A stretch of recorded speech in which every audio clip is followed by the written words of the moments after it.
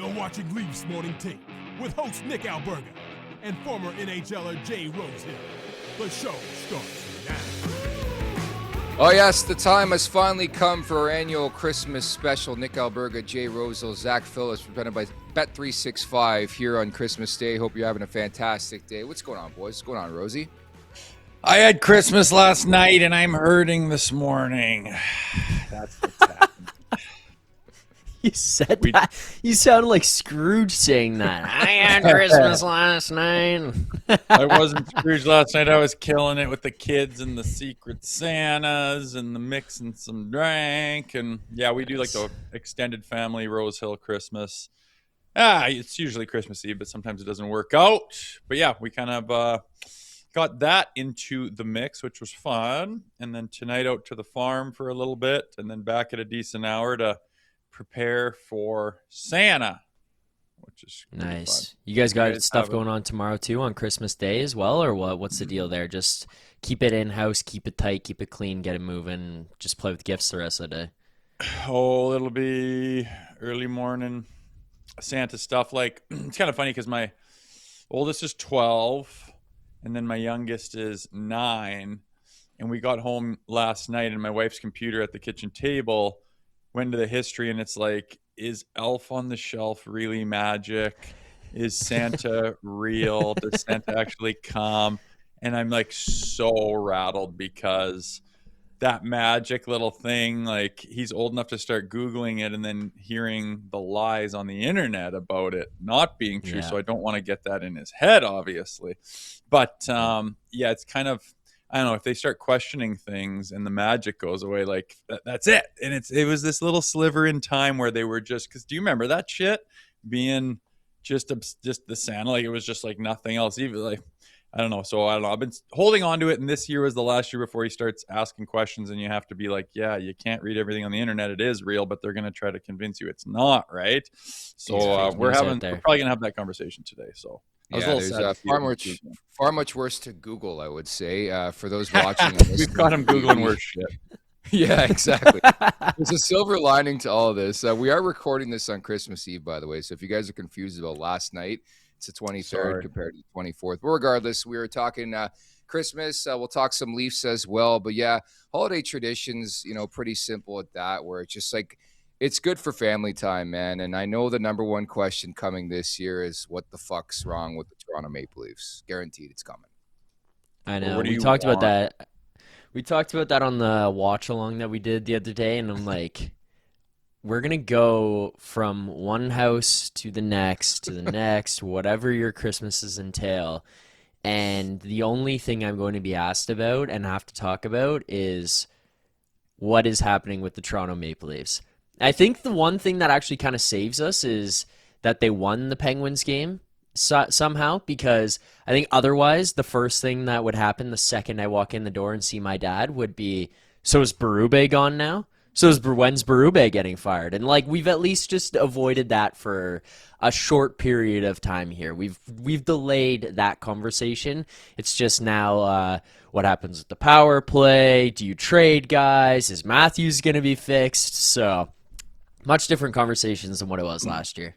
What's your old man's like mentality? Like we were you were sending pictures of you as a kid, and like you guys were a hardcore Leafs household. This guy's John Tavares, bed sheets, the whole yeah, dude. Pretty much. Yeah, I just talk about the team. What's his mentality on it? Is he jaded as hell, or is he Mr. Positive? Like, how is he rolling? No, Mr. Positive. Dude, this guy's the most miserable Leafs fan of all time, Rosie. This guy, like, when I say this, I don't want to give him the rap of, like, he hates the team. He does not hate the team. My dad loves the Toronto Maple Leafs. That's why he feels this way. If he didn't love them like he does, he would not care this much. You know what I mean? But he hates the Maple Leafs like as much as he could while loving them. Every move that's made, why the fuck would they trade for this guy? Why are they bringing in that guy? Bunch of losers. Like, they go down, the Pittsburgh game that they came back and won in the third period. My mom's telling me that he would like was going. He went to sleep. He didn't know they won until the next day because he's like turning off the TV, being like, "These losers, I'm done with this shit. I'm out of here." Like that's the stuff that we're dealing with. So I saw him the other day actually, and it was kind of just a brief discussion about it, but it was full-fledged like panic mode about this team and like blow this up. So I'm sure when we spend like 3 days together here now, it's going to be a much deeper conversation about what's happening. He'll be watching this. He'll be watching this on Christmas Day. I'll probably be watching this with him on Christmas Day, which will then spark further conversation. I would love to know. Yeah, I would love to know how he feels about Marc Savard. Like that's the big hot button topic I think at the dinner table this Christmas. Now that Savvy's gone, we might never lose again.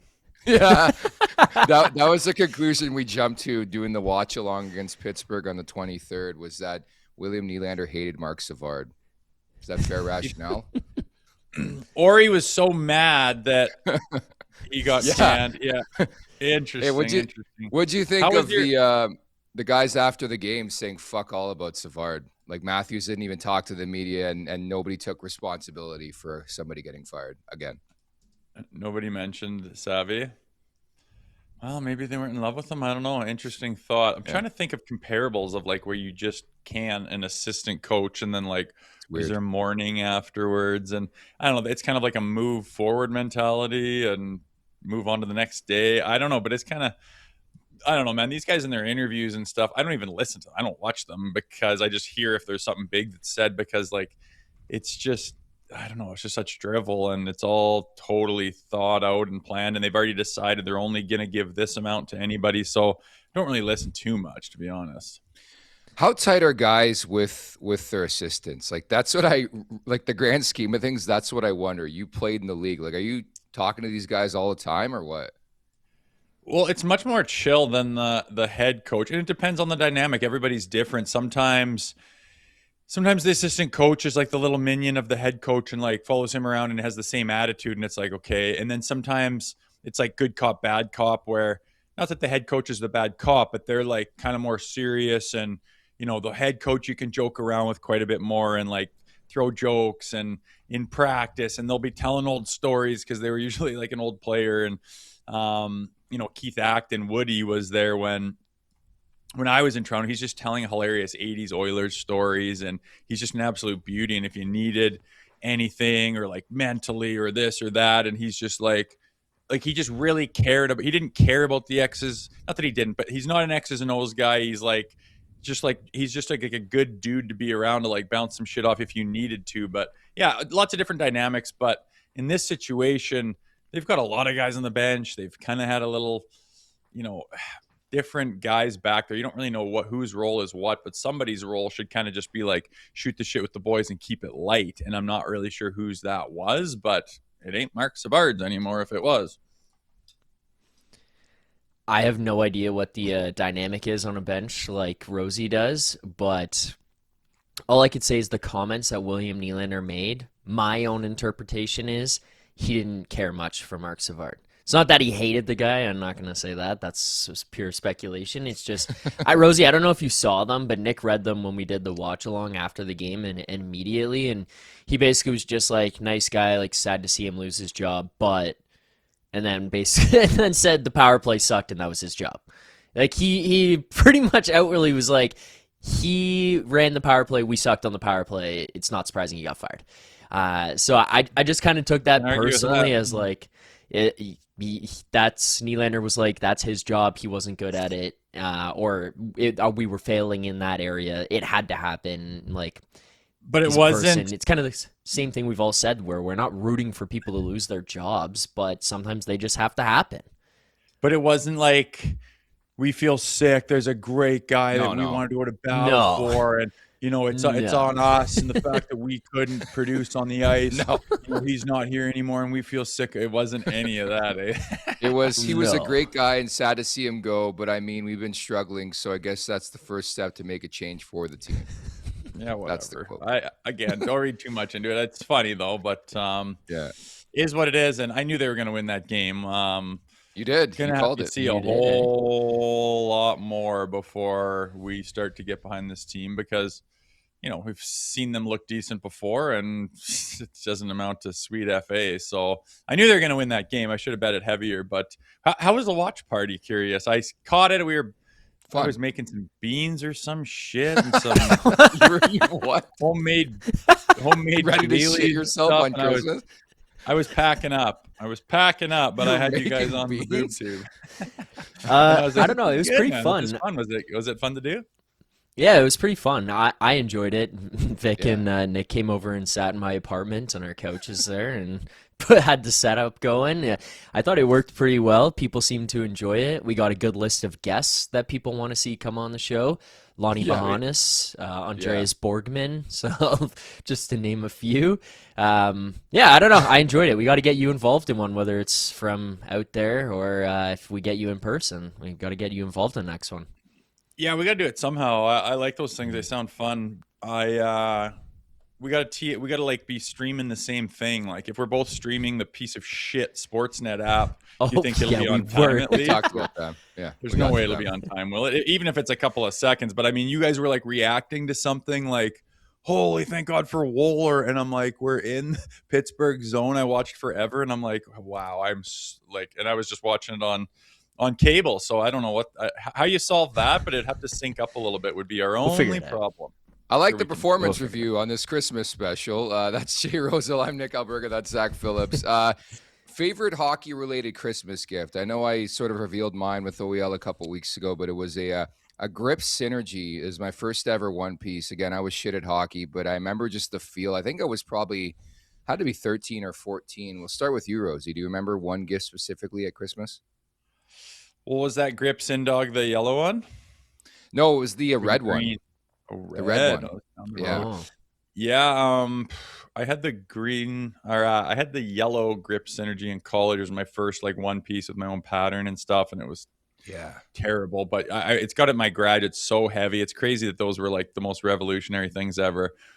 Pretty neat. But actual present for hockey, I think just when we were young, we had these hockey bags. They were so big, like me and my brother could both fit in them, and they were just light blue and like no name or anything. I don't know where the hell they even got these things, but we used those for like years and years, and we were like so young, and it was down to our knees trying to drag this thing in, and Dad thought it was so great. He's like, you're gonna get so many years out of this bag, and the biggest hockey bag you've ever seen in your life. And other than that, I didn't really get twigs and stuff. It was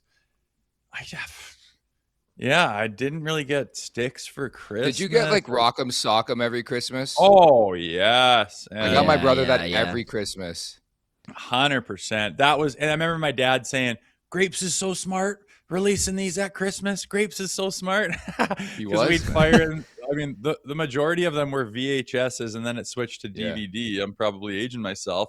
And then we'd clean up all the, wrapping paper and stuff, and then Mom would have breakfast going on, and in would go Grapes, and we just watch and we just watch the hits and the fights and the Shanahan and Scott Stevens Probert. And Wendell and Proby and Tucker, and just through the years, man. And then all the clips from hockey night, my dad would just cut his belt, just dying laughing at the stupid stuff that Grapes and Ron would go through, and the banter and the back and forth. I know people are kind of sour on that, but there was a time where Grapes and Ron McLean, they would go back and forth so well, and it was hilarious to watch.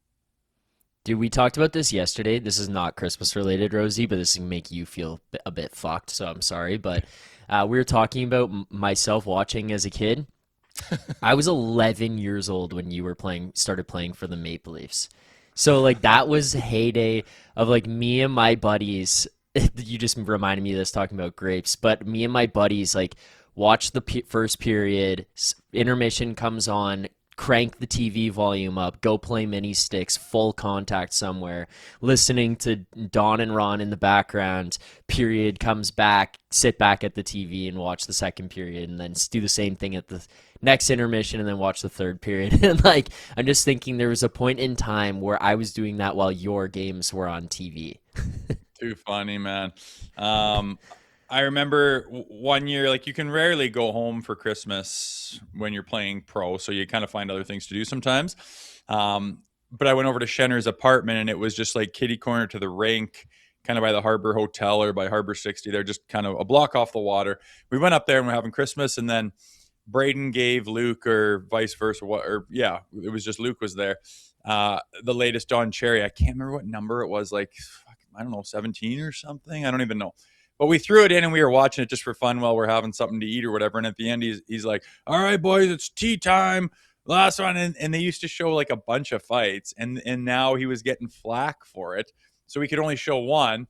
And we're just watching. And then it was me and Lucic. And Don Cherry showed one fight from the previous year on Rock'em Sock'em, which was just called Don Cherry 16 or whatever.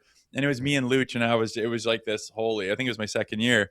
And I was like, oh, my God, because I religiously would watch these on Christmas Day. Now here I am in Toronto watching myself on the Rock'em Sock'em. That was kind of one of those holy shit moments that I kind of remember that you just reminded me of. I totally forgot that even really happened. Yeah, that's got to be like a pinch me moment right there, and certainly a tradition I grew up with. And I can only wonder what Rock'em Sock'em or Don Cherry would look like, and if he just randomly released like one more, like 10 years, what would it look like now? It's like, is he 83 or 4 right now? Look at the style. Holy, talking about Nylander and Matthews walking in. Are you gonna win with guys with earrings? Give me a break. Let's go. Pretty much. At the Leafs Nation 401 on YouTube, hit that like button, hit that subscribe button. Leafs Morning Take wherever you find your podcast. The Leafs Nation After Dark wherever you find your podcast as well. TheLeafsNation.com. Make sure to check that out here during the holiday break. Crave the Stats, a presentation of Uber Eats. Every time the Leafs play at home, you can get these exclusive deals only on Uber Eats. Firehouse Subs, Bogo Brisket Hat Trick, Kibo Sushi, Bogo California Roll, Shelby Shawarma, Bogo Traditional Wrap. That's right, buy one, get one before, during, and after the game. Uber Eats is assisting every fan's hockey experience all season long. Guys, can't sugarcoat things. The numbers are not pretty here at the holiday break. They're 16, 15, and 5, 37 points.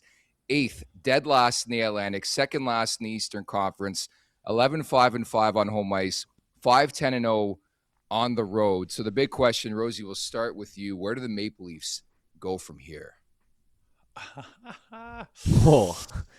I think it's just going to be a feeling out process for a little while here, probably till the Olympic break, of seeing how many points you can rattle off, seeing if you can get hot, if you can make some moves in the division, seeing if you can find some chemistry, seeing if things start to click.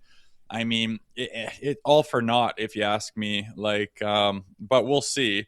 I used to get behind these guys pretty hard and believe and say, like, and their good is still good. It's just they have not shown any ability to access their good at any consistent rate that would be necessary at all.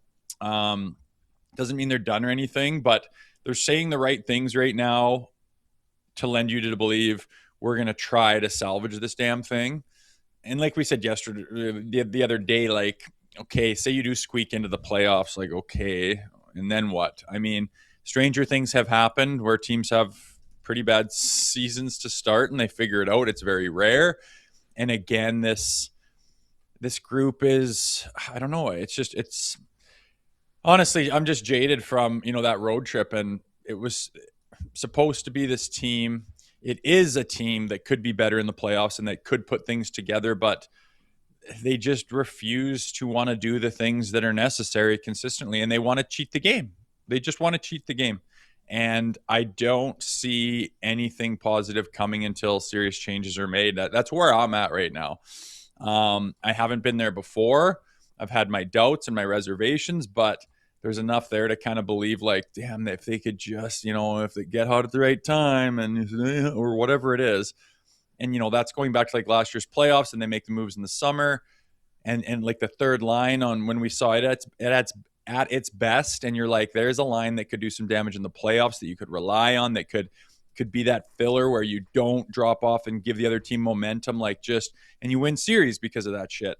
They've just been so inconsistent, and you watch them not play good hockey, and they don't have a clue how to access it again. They don't know what to do. They don't have that level of compete that will win a game when they're at their worst. And I just can't believe that when we're talking about the Atlantic earlier on, it's like, oh man, we're kind of in a wild card spot. This is kind of ugly. And then it's like, well, we're not even in a playoff spot, but it's like, oh, just give them this weekend and they'll win. We'll get 4 points. And then it's dead last, and then dead last in the East. And it's just like, there's a reason you guys are there. And I don't know, man.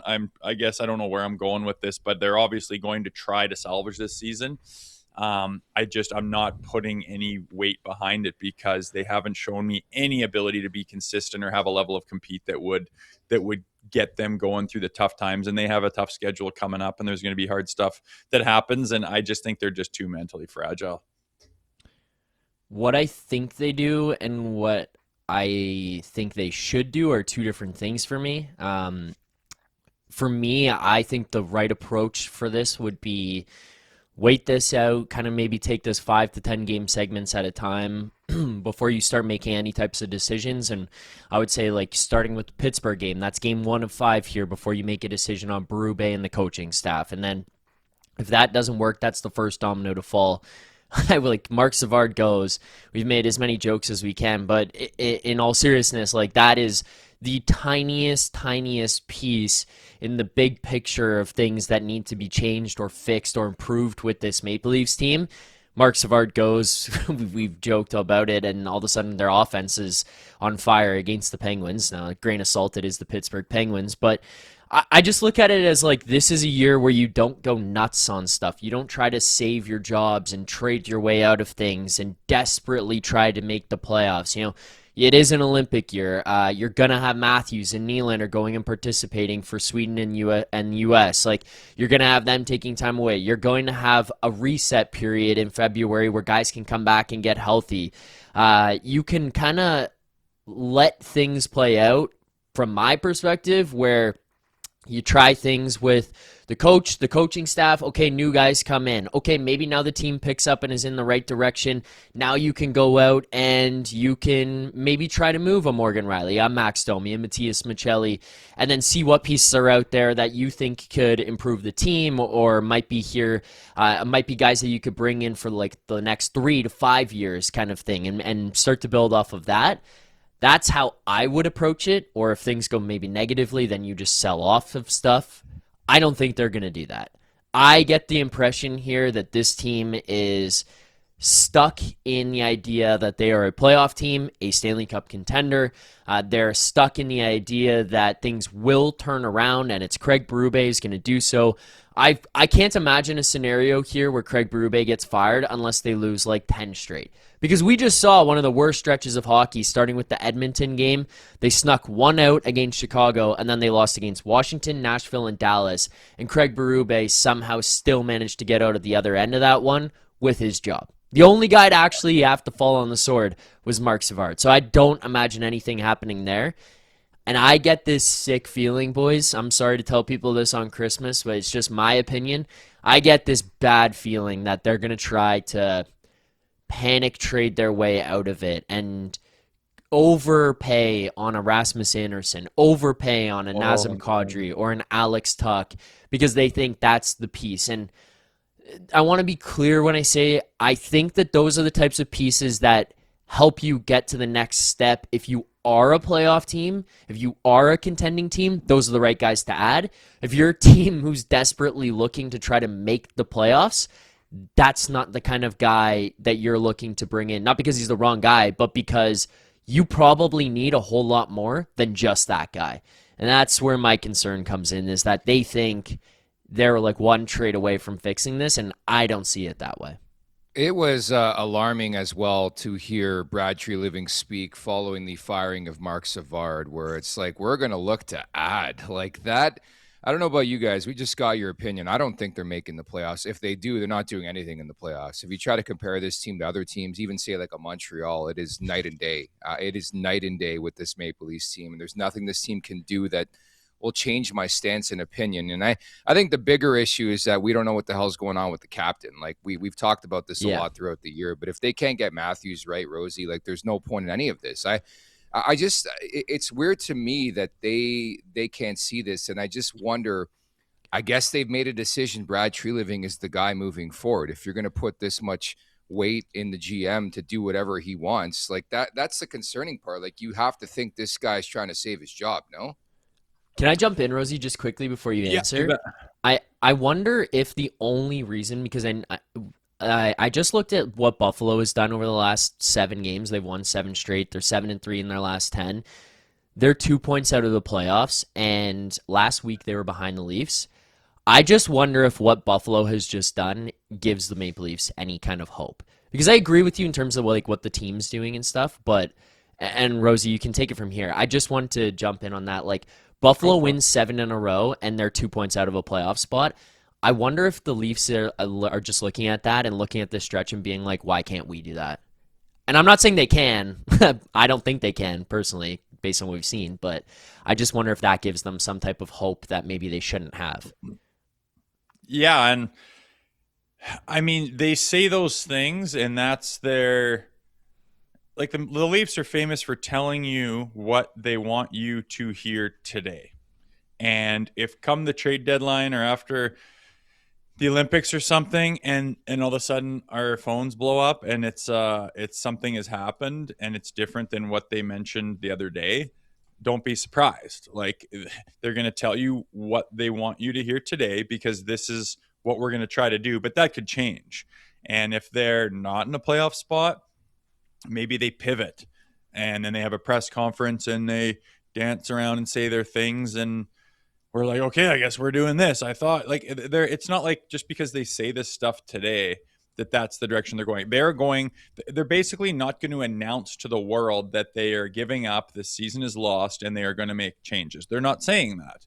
And it's because Pelly hasn't said it to Tree, and Tree hasn't said it to Berube, and nobody wants to admit that the guys that they brought in, who they believe in and probably still believe in, they're probably sitting at these meetings going, what the hell is going on? There's no reason for this. Berube should not be canned because he's only asking them to do the things that they need to do if they're going to have any playoff success. And it goes all the way down the line. That could change if all hope is lost and they think there's a door that opens to make them, maybe they make a deal. Like, I don't think it's off the table for them to make a trade for Auston Matthews once this season is lost, or the trade deadline, or the summertime.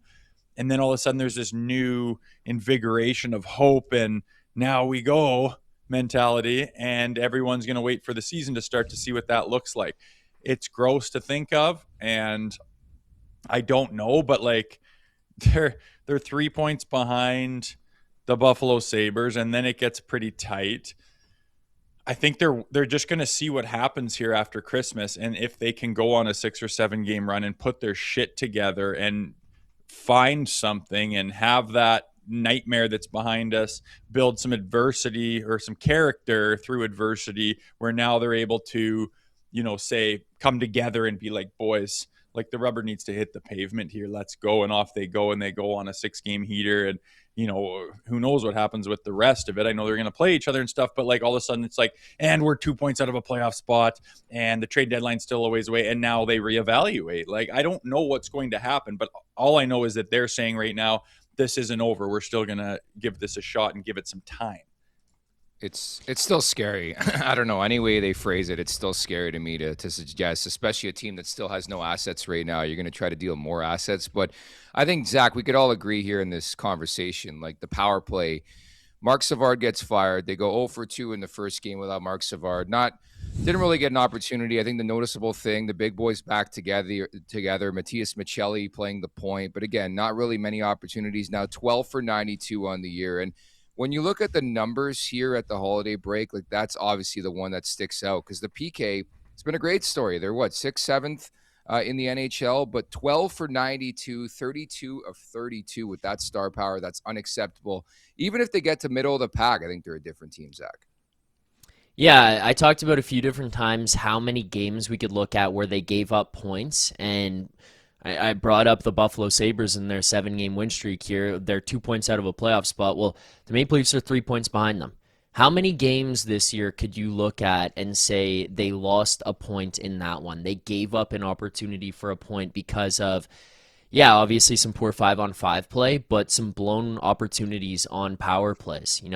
I mean, just to pinpoint a couple again for people, but the San Jose game where they blow the lead late in the third period there and then lose it in overtime. They had a power play with like 5 to 7 minutes left, somewhere in that range.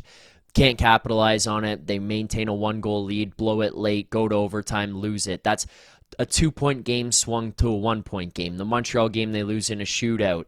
Another opportunity there where you could have closed that game out late in the third period. Probably didn't deserve to, but you had a power play. Can't capitalize, losing a shootout. Another point given up, and you just handed points to an Eastern Conference team. Like, so many of those times I've looked at with these guys.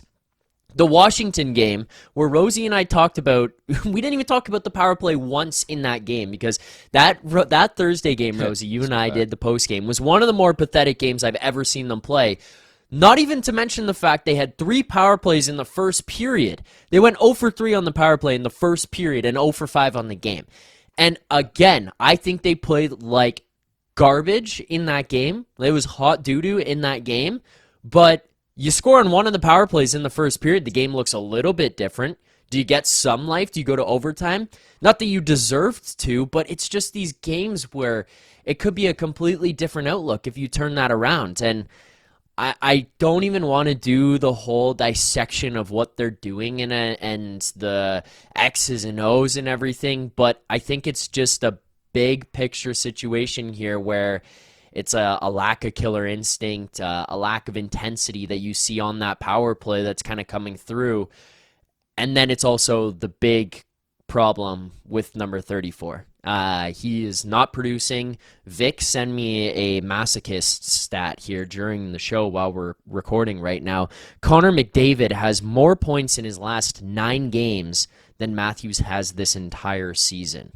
That's obviously a whole season stat, but where do the big boys get a lot of their cookies? Power play. Nylander, Matthews, power play. Yeah, you want them to produce at 5-on-5, but these guys are non-existent on the power play as well, and it's a concerning thing. I think the Matthews one is the more concerning one, but it's just it's creeping from one part of the game into the next. They can't score on the power play, lose confidence there, maybe lose intensity throughout the rest of the game, don't contribute at 5-on-5. That power play is just mind-boggling to me because it's even flipping momentum. How many times are other teams getting odd man rushes, scoring shorthanded? Like, the team has 12 power play goals. I could probably think of has there been 4 shorthanded goals that they've given up minimum this season already? Yeah. Like, that is a horrible ratio, boys. 12 to at minimum 4, maybe worse shorthanded goals. I don't have it off the top of my head. Like, you can't be +8 on the power play. That's disgusting. At this point in the season, and I'd like to genuinely ask those guys, like, we're sitting here trying to figure it out with our background and knowledge, and here's guys who have been just stupidly skilled players since they were 7 or 8, or I guess Austin's a little different, but like your whole hockey career, you have been this go-to phenom in many ways, specialist offensively. So every team you've ever been on, you get power plays and you're the go-to guy, and you have felt it a million different ways with a million different combinations with a million different teammates. And now here you are playing for the Leafs with a well-rounded buffet of skill. I mean, Austin's shot, Willie's creativity, net front knives with finishing, along the walls, behind the net, in front of the net, JT. Like, you've got weapons there. Like, OEL's having a career year. He could be up top. And, like, I want to ask them, like, what the fuck is going on, you guys? Like, you have felt it a million different ways. You know what it's like. Why are you all so handcuffed out there? And I don't know what the answer would be if it was a genuine, honest answer. But, like, I don't think there's any chemistry amongst these guys. Like, zero. You move Nylander up to play with Matthews to be like, we need to get him, like, and they're just pathetic together. Like, there's no chemistry, and it's not something you can put on paper or quantify, really. Sometimes it's just, this whole team has no chemistry, and especially the power play. Like, zero. You're not fine. You are all alone on an island with that puck. looking around going, where is everybody? What should I do with it? That's like the body language they have every time. Well, where am I going with this one? What's open? Is anyone around? What are guys doing? And that's just all year long. That's just what we watch. It's not like, got this, watch so-and-so's going to pick this guy. I'm going to step. It's going to draw him towards me, and bang, I'm going back door to the, like, they have none of that planned. They don't know where anyone's going. There's no consistency. There's no plan. There's no chemistry. And like you said, if they were 12th in the league in power play conversion, would they be middle of the pack and 2 points out of a playoff spot or even closer? And as there's no end in sight to it, like, you think it's just going to get hot all of a sudden? They don't know what they're doing out there. They don't know where anyone else is. They have zero chemistry.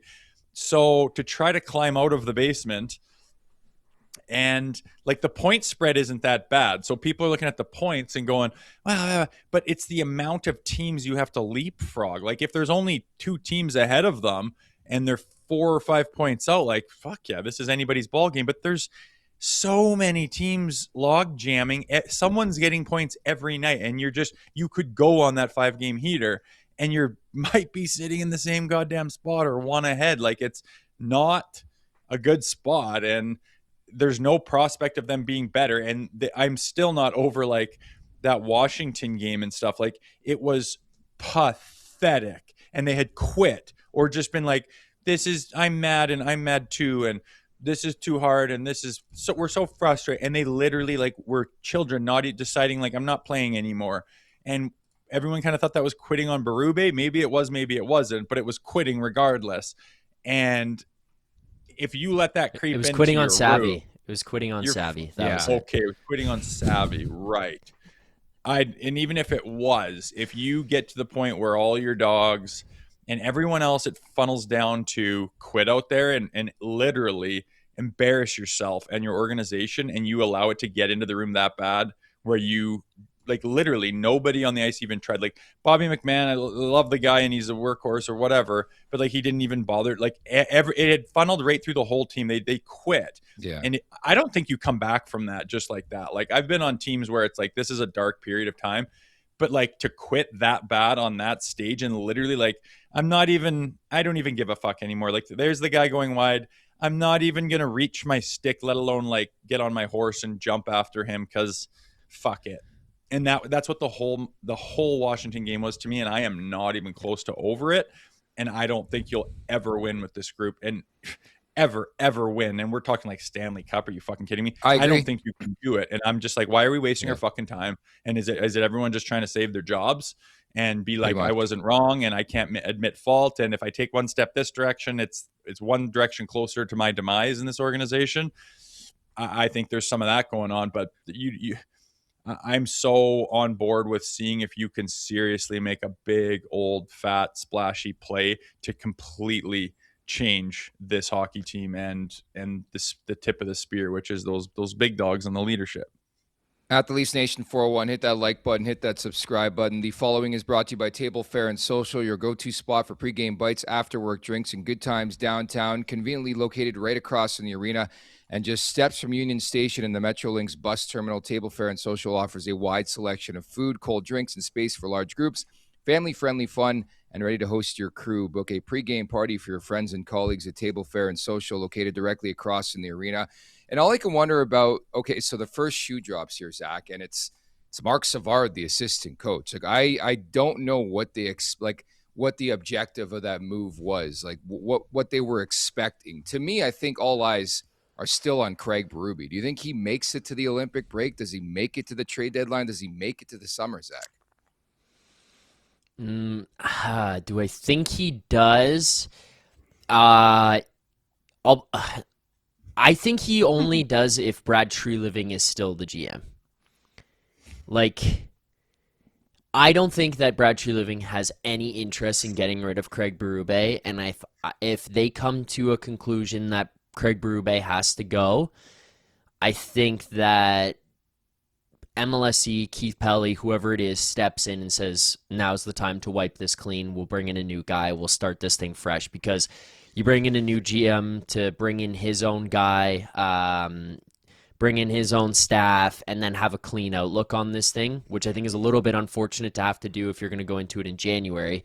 Again, not calling for Tree Living's job, and I did like the moves that he made in the summer, so I'm not trying to say this is something that should have happened before, but just having to kind of figure that out in the regular season, I think, is a little bit of a awkward maneuver, because what GM's available, who's the guy that you think can push you over the top, that stuff is a little bit difficult to coordinate. But I don't know, Nick. Like, I just don't see a situation here where Tree Living and Berube get severed. So I think if one goes, the other's going as well. And I think the only ability for them to get there, or the only way they get there, is if things go catastrophically wrong, which is effectively saying they continue down the path they are right now, is basically where they would have to go. In many ways, like, I think Craig Berube's a sitting duck, whether it's in season or after the season, Rosie. Like, how does he save his job is my question. Like, the expectation is that they were probably going to compete for a division title or compete for a Stanley Cup this year. Like, even if they make the playoffs and lose in the first round, like, I think Berube's done. I think it's time. Like, he's done here. And that very well might happen, and it might happen at any point in time. I can't predict where their heads are at. There's so many moving parts on who's calling the shots and who says what and whose job is on the line and who's admitting fault and who's taking the fall and who's replacing them, all that shit. But to me, okay, let's just say you fire Tree Living and Berube. What is this hockey team now? Like, who's changing what we've been watching? And like, I just don't think that's the problem. I think that I just can't stop coming back to it's the guys we've been watching come up short in every way when it comes to compete level and getting, like, they've had so many different looks, so many different teams, so many different strengths, coached by 3 different people, different supporting cast, wily old veterans, young stars. And every time it's just like these guys don't have enough compete level to come out of a series or a season and say, I beat everybody. They gave me their best, and it wasn't good enough to beat me because I refuse to lose. I'm not willing to back down. I'll do anything that's fucking asked of me. I will just go so hard and get so uncomfortable and make them so uncomfortable. They won't be able to hang, and we will win, and we are the champions. I haven't seen a fucking ounce of that in this group. Yeah. So, like, why are we talking about Berube and Tree Living? Like, cut the fucking fat from this thing and move on. Make a big deal. You can keep Nylander, but you have to get rid of Auston, say. And get as much as you can, and it might be a little bit of a flip of the coin going, did you just get better? And yeah, he might get healthy or whatever his problem is and go and score 50 again. That's fine. But, like, it's already proven, and it's getting embarrassingly worse with this group. So I'm fine with Tree Living, and I'm fine with Berube. Get them some fucking dogs that have some level of compete that can do better. And it might not be Stanley Cup next year after you make that. You might have to build around these guys. Like, I don't know what the answer is, but I only know one thing, and we've seen these guys' heart and compete level and willingness to do what's necessary, and it's fucking not even close to enough for what this market is wanting. So, like, why are we talking about Tree Living and Berube, if you ask me?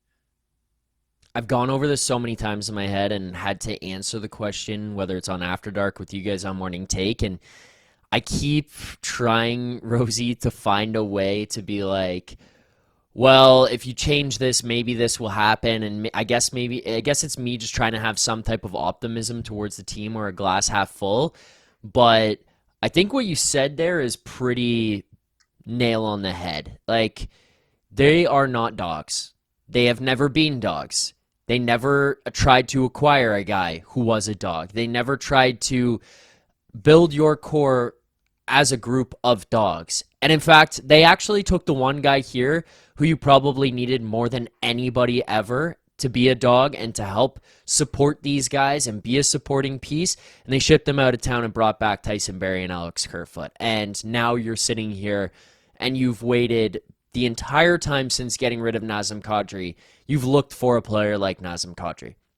And here we are in 2025, heading into 2026, talking about trying to bring back Nazem Kadri. It's just too late. Like, you didn't have guys to build that character in them and to help facilitate that kind of growth and development and mindset and ideology and stuff. And I talked about it the other day, and I sent this to you guys, but Pete DeBoer went on a podcast, and he had the quote, "Hockey's a pretty simple game. You can't overcome a lack of compete."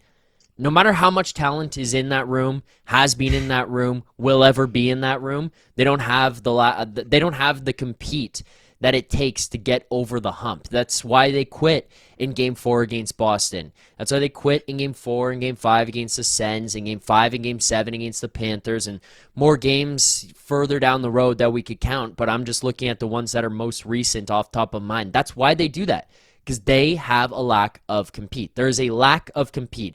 And I think that's even to the point where Nick's bringing up where, like, do they even make the playoffs? Well, if they had some fucking dog in them, sure, they probably could find their way back in. Sure, they could rattle off 7 like Buffalo and they could be in the conversation again. But do they have that in them? I don't believe that they do. Like, I don't believe that they do. And that's what's scary, frustrating. I don't even know. I guess part of me also thinks, like, bringing in a new guy or a new look on this might give you just a clean slate to be going into the room and seeing, hey, this is how these guys operate, and nobody has their guys anymore. Nobody has an attachment or an affiliation to a player or a staff or whatever, and can just kind of take it clean slate and look at moving on to the next era of the Maple Leafs. That's the only reason I would look that way, I guess, at this point. But otherwise, that's what Berube and Tree Living were. That's what Berube. Yeah, I know. We're living in the new fucking slate, new eyeballs, a new voice. We're fucking shit. These guys, you can't, like, what is Pete DeBoer going to say that is so magical where now these guys have the fire in their belly? That's not the problem. You can say the system doesn't match these guys, and that's fine. And on paper, the bodies and the skills and the acquisitions and the money and the AAV, you look around at this team should be one that can compete. It is on paper. Yep. That's Tree Living. Like, with how hard it is now with the salary cap and the trade and all this stuff in the summer and losing all these different things, to put this team on paper is a pretty job well done. Like, it's pretty well rounded. You got a bunch of XYZ, but at the end of the day, your leaders and your dogs and your guys to get you the goal that wins you the game and ties the game late and wins the series and the Game 7 and the power play, all the rest of it, they don't have any compete, which you just highlighted. And it all comes back to that. There's nothing else to say. These are the guys that were replacing the Dubases and the Keefes. Like, we're ring around the rosy, man. It's not going to change anything because at the core of this team, their DNA, it's not rotten and it's not nasty like some people say. Like, I don't get my emotion really involved all that often. Sometimes I do, but you're built around a core group of guys that are only willing to compete so hard, that only know how. And why that reason is, who knows? Do we need to be psychologists here? But it's very clear. We've seen it for long enough. They don't have it. It's not a question. It's a fucking statement. They don't have it. So what are we doing? Continuing on banging our head against the fucking wall and firing this guy and hiring this guy and then firing him again and then hiring. Like, it's not the problem. The problem is right there. The only thing that has been constant, and maybe they could have success elsewhere when you surround them, but you built your team around a bunch of guys who consistently show you that they don't have the level of compete that's necessary. In Christmas conclusion, this team is fucked. And I think on top of that, like, the two biggest dogs in the team are both hurt. Chris Tanev and Matthew Knies. Knies played around 12 minutes against Pittsburgh. And lower body injury still nagging there. He's trying to make the Olympic squad. I don't know where the Maple Leafs go from there. But yeah, it's concerning stuff. I mean, it's weird doing this annual holiday show where every year it's like, let's just get to the playoffs. We all laugh at my saying, but it's like, let's get to the playoffs. And I'll tell you if this team is different. This team is very different, and I just feel like they're headed towards a pathway where it's going to be a lot of misery. It really, really feels that way. It's time now for the last call, brought to you by Bet365. Whatever your bet is, it's never ordinary at Bet365. Download the app and get in on the game. Use code NATION. That's NATION, N-A-T-I-O-N. Must be 19 or older. Ontario only. Please play responsibly. If you're someone you know has a gambling problem, visit connexontario.ca. You guys can go anywhere with this, whether it's I know Rosie's going to be watching closely here on Christmas Day, the NBA slate. You can talk some NFL, whatever you guys would like. Even Leafs. I mean, you want to pick the Leafs to win the division, Zach, or what? That is not. I'm just pissing away money. I've sent you guys some dumb bets that I've done before. That is not going to be something that's coming across the group chat anytime soon. Let me tell you that. Dude, I don't even know. If you're to look at anything Leafs-wise, make the playoffs, I guess. Nylander, 100-plus points is potentially something that I would look at. I think before yesterday, he was on Matthews, pace 25 for goals. 90. Can we just do a quick, yes or no? Does Auston Matthews score more than 35 goals this season? No. What's he at, 14? 15, I think, no? 15. 15, 36 games in. Guys, what has happened to this guy? Like, we've barely talked about him today because we're tired of talking about it. But, I don't think this team is going anywhere without their captain. Like, he is a shell of himself. Even the way he shoots the puck, the way he skates. He skates like Milan Lucic, man. I love Luch. Rosie, you fought him plenty of times. He skates like Milan Lucic now. There is no speed in the neutral zone at all. He just glides around with his back all hunched up. Dude, he looks cooked. I heard you guys saying on there, while I was getting that bean casserole ready, you guys were talking on your live stream about and then he could get surgery and be better. This problem goes back to going to Germany and everything. If you ask me, this is all one big problem.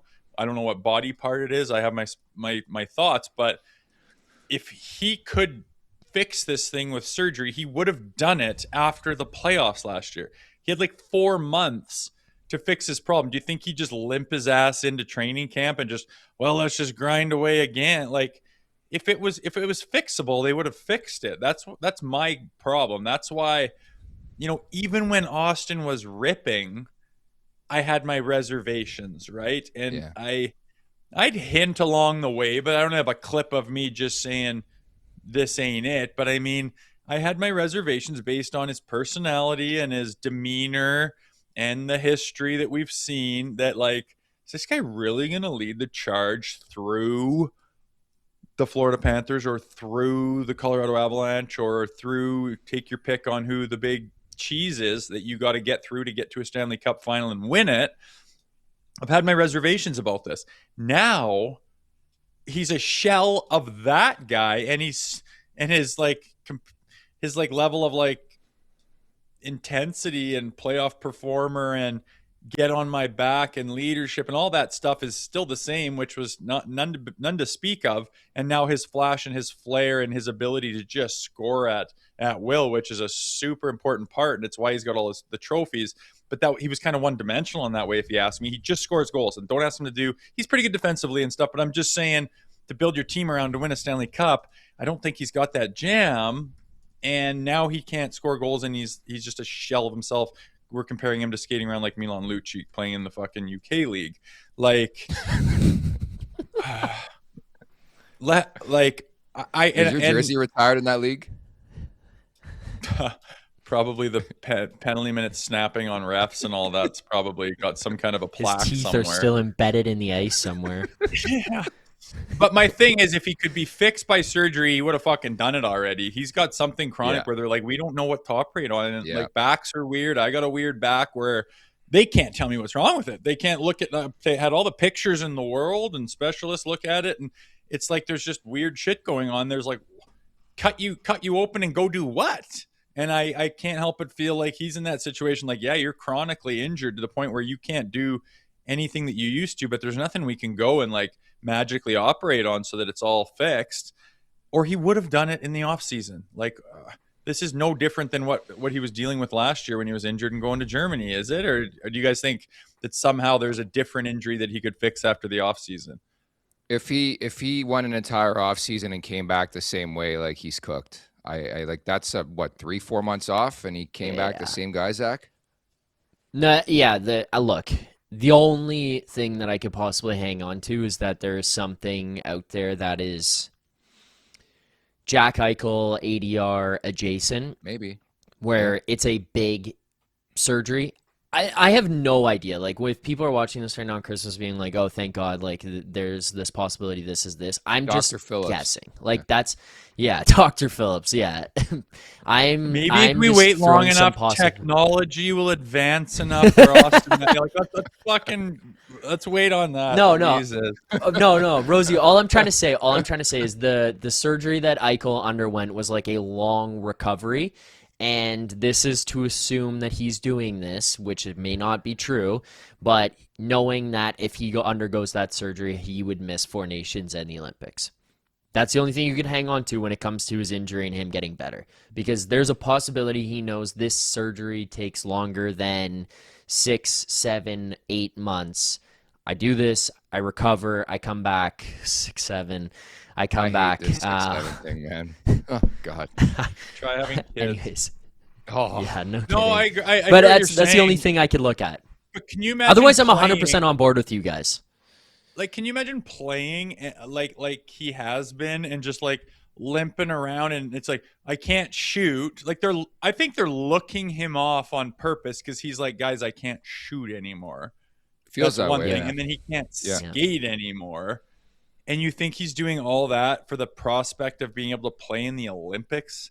Like, the rink's not even done. Who gives a shit? Your career's on the line. Like, the whole season's in the shitter. You play in the most, agitated market on the planet that's only up there next to, like, European football. And you're going to go limp around because you want to play in the Olympics. Like, you played in the 4 Nations last year. It was probably a wicked experience. I get the Olympics are neat, but it's a couple of weeks. You fly in, play your games, and fly out, and maybe you have them. Like, fuck off. You're really not going to get the surgery you need so that you can limp around and go play on the Olympics. Like, that's bullshit excuse, if you ask me, for this season. Like, you're going to throw away a Toronto Maple Leafs season, basically, in the hopes of getting an experience over in Italy. Like, fuck off. I don't buy it. I don't think there's anything you can operate on this guy. And I think he's seen all the specialists in the world, including an emergency last-ditch effort to go see the super specialists in Germany. And they're just like, we can't do anything for you, or they would have already done it. No one has a clue. We spent about an hour here almost that never talked about Anthony Stolarz. Where is this guy? Really didn't talk about Joseph Wall. Didn't really talk about Brandon Carlo. Didn't talk about Tanev. Yeah, it's been that type of year. We could do a 1-hour show on each of these things. Oh, it's a fucking soap opera, boys. Like, I, for one, was just gliding into this season. I want to see how this team looks in the playoffs without Mitch Marner. Like, let's see if it truly is. They're not even going to get there. Anyways, Merry Christmas. Happy holidays to everybody. Thank you so much for watching, boys. It's been a blast, and I look forward to next year's edition of this holiday special, Christmas special. Maybe we do it in person. Yeah, we could, on your couch. Live in Maple Leaf Square. Yeah. Oh, Anyways, God, we get booted. All right, Yes, Merry probably, Christmas, very boys. likely. This was fun. I enjoyed this. Better At the things Leafs on the Nation horizon, 4-1. boys. Yes. Hit that like button. Hit that subscribe button. Leafs Morning Take wherever you find your podcasts. TLN After Dark wherever you find your podcasts. TheLeafsNation.com. Thank you to producer Vic. You're the man. For Jay Rosehill and Zack Phillips, I'm Nick Alberga. Merry Christmas, everybody. Take care. Make sure to check out more of our content right here on the Leafs Nation YouTube page. We got long-form interviews. We got clips. We got epic rants by Jay Rosehill. We simply have it all. And don't forget, you can find out much more at TheLeafsNation.com. Thanks so much for watching.